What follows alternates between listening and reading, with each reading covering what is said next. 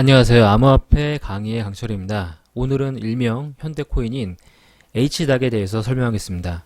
암호화폐 거품이 잔뜩 꼈던 시점에 ICO로 시작하여 3천억 원어치를 팔아치우는 모습을 기록하며 역대 ICO 5위라는 기록을 세우기도 했는데, 현재는 대기업 코인이라는 화려한 수식어와 다르게 처참한 모습만 보여주고 있습니다. 본 영상은 칭찬과 비판 모두 공존하며 이러한 것이 꺼려지는 분들이라면 보지 않는 것을 추천드립니다. 일단 H닥은 현대 디지털 어셋 커런시입니다. 즉 현대 디지털 자산 통화라는 말로 현대가 만든 디지털 자산 통화라는 말로도 풀이할 수 있고, 현대에서 사용되는 디지털 자산 통화로도 해석할 수 있을 것 같습니다. H닥에게 연관되는 회사는 몸체라고 할 수 있는 현대 BSNC가 있고, 외부 업체지만 현대와 같이 협력한 블록체인 전문 기업인 더블체인이 있으며, 이 기업들이 연합하여 만든 기업인 현대페이가 있습니다. 현재 H닥의 주축 회사는 현대페이로 이해를 하시는 게 편할 것 같습니다. 현대 BSNC의 사장은 정대선으로 정주영 회장의 손자입니다. 정대선은 이제 KBS 스타 아나운서인 노현정과 결혼한 것으로 유명했었습니다. 현대페이는 암호화폐를 만드는 것만 하지 않습니다. H닥은 암호화폐이기도 하지만 블록체인 플랫폼이기도 하며, 이 사진과 같이 콜드 월렛인 카세라는 것을 만들어서 팔기도 합니다. 서울 한복판에 블록이라는 암호화폐 카페를 운영하기도 합니다. 대기업이 암호화폐에 뛰어들었을 때 어느 정도 규모인지 알 수 있는 모습입니다. 참고로 이 카페에서는 암호화폐 및 블록체인에 관련된 모임이나 포럼, 스터디 등을 할 수 있다고 합니다. 디지털 자산 통화라는 법률적인 명칭과는 다르게 사물 인터넷을 위한 코인이라는 명과 유틸리티성 코인이며, 비슷한 카테고리에 있는 코인으로 아이오타가 있습니다. 아이오타는 탱글이라는 비블록체인 기법을 사용하여 노드가 연결하면 연결할수록 더욱 빨라지는 검증 속도를 보여주는 특이한 코인인데 반해, H닥은 보편적인 블록체인 기법을 사용하여 IoT 통화 체계를 구현하고 있습니다. 문제는 이 코인은 국내에서의 폭발적인 관심과는 다르게 해외에서는 폭망 수준을 보여주고 있다는 데 있습니다. 이는 거래소를 보면 쉽게 알 수 있는데, 상장된 거래소가 많지 않으며 그마저도 제대로 거래되는 곳은 국내 거래소인 전체 볼륨 97%를 담당하는 빗썸 하나뿐입니다. 현재는 이렇게 처참하게 짝이 없으나 현대라는 네임밸류가 우리한테 주는 것이 있듯이 국내 한정으로 봤었을 때는 엄청난 관심을 받았었던 코인입니다. 스위스 주쿠에서 ICO를 진행하여 역대 ICO 중 세계 5위를 기록한 말 그대로 괴물 코인 중 하나였던 것이죠. 일반적으로 대다수 ICO는 100에서 300억 원 정도를 모으며, 약간 많이 모은다고 하면은 500에서 1000억 원 정도를 모읍니다.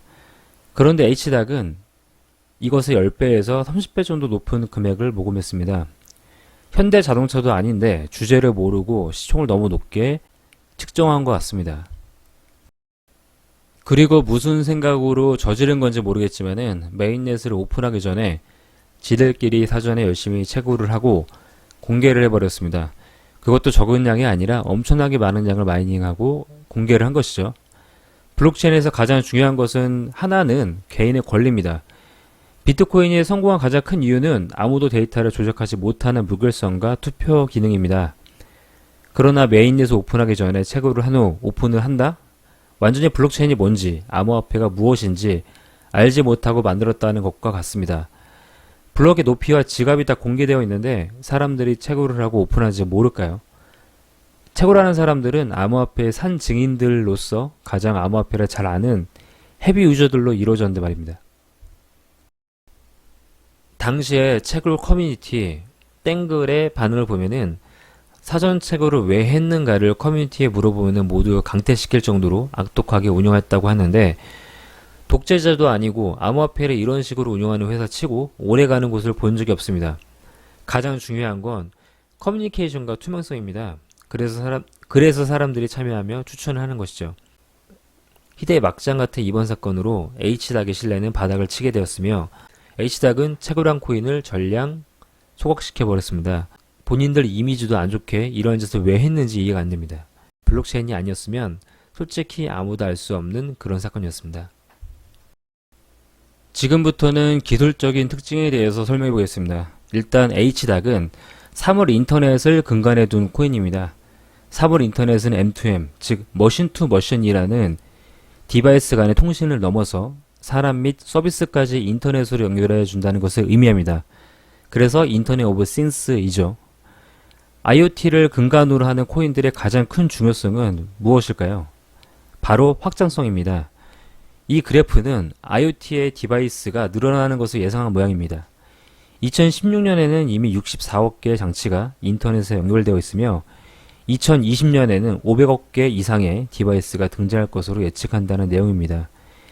이와 같은 폭발적인 디바이스 증가를 위해서 통신은 필연적으로 5G가 될 수밖에 없으며 수많은 빅데이터 처리 인프라가 깔리게 됩니다. 그런데 블록체인은 이러한 시대에 역행하는데 모든 퍼블릭 노드들은 동일한 정보를 보유하고 있으며 거래합니다.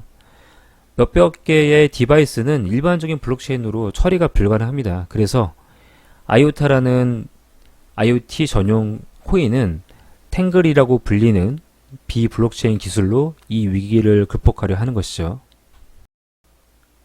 HDAC은 퍼블릭 노드와 사이드 체인을 병렬적으로 사용하는 방식을 채용하고 있습니다.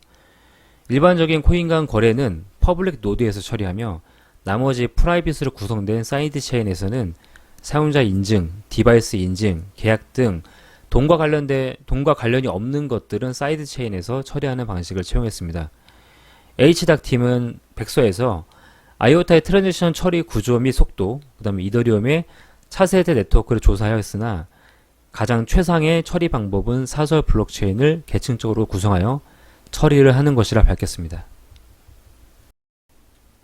블록체인의 꽃은 합의 알고리즘과 마이닝입니다. HDAC은 전반적으로 이제 POW와 유사하며 이 POW라고 하는 균형 작업 증명이라는 합의 알고리즘을 사용합니다.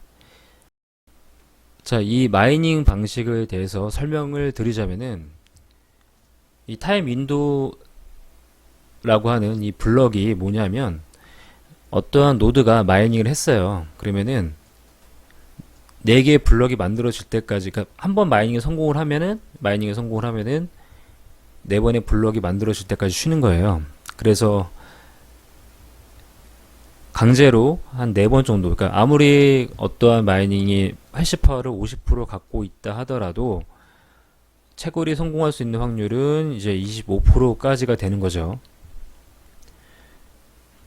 그래서 공평하게 그 채굴을 한다는 그런 의미예요. 그러니까 뭐 해시 파워를 줄이겠죠. 50%가 넘어가는 그런 어떠한 마이닝 풀은 강제로 25% 정도로 줄이겠죠. 이 방식은 이제 균형 작업 증명 합의 알고리즘은 작업 증명에 참여하는 노드의 개체수 감소를 방지하고 다수의 마이닝 노드가 참여할 수 있는 동기를 부여할 수 있고 결과적으로 채굴 경쟁을 위한 과도한 컴퓨팅 파워 투입에 따른 에너지 낭비 방지와 채굴 기회의 공정한 기회 분배를 도모하고자 하는 의도에서 출발했다라고 설명하고 있습니다. 내 의도는 매우 좋습니다. 다만 우려가 되는 부분이 저한테는 3가지가 있습니다. 첫째, 컴퓨팅 파워가 점점 약해질 수 있다는 것입니다. POW 계열의 딜레마는 보상이 적어지면 채굴 세력들은 돈이 안 되기 때문에 참여하는 컴퓨팅 파워가 계속 줄어들게 됩니다. 내가 충분한 컴퓨팅 파워를 제공했는데도 채굴되는 코인이 적거나 확률이 떨어지면 당연히 컴퓨팅 파워를 낮추게 될 것입니다. 예를 들어서 전체 컴퓨팅 파워의 30%를 가지고 있는 곳에서 4분의 1마다 코인의 보상을 받게 된다면 당연히 손해를 보는 느낌이 들겠죠. 두 번째는 채굴장을 운영하는 사람들이라면 균형 작업 증명 같은 로직으로 많이 구성된다면 저는 무조건 채굴풀을 나눠버리겠습니다. 그래서 결과적으로는 모든 것을 다 받아먹으려 할 것 같습니다. 일단은 내가 블럭이 이제 4번 텀을 기다려야 되니 4개로 나누면 되겠네요. 그러나 가장 큰 문제는 이 파워로 인해서 해시 파워가 떨어지게 될 경우 채굴 세력도 어찌하지 못할 수준의 공격이 들어올 수 있습니다. 레이븐 코인처럼 전체적으로 해시를 낮추는 것이 아니고 보상만 낮추게 된다면 보상을 노리는 세력은 해시 파워를 낮추겠지만 공격을 하는 세력은 그 틈을 이용해서 해시 파워를 높일 것입니다. 이미 시총이 낮은 POW 기반의 암호화폐들이 해킹을 당한 사례는 너무나도 많습니다.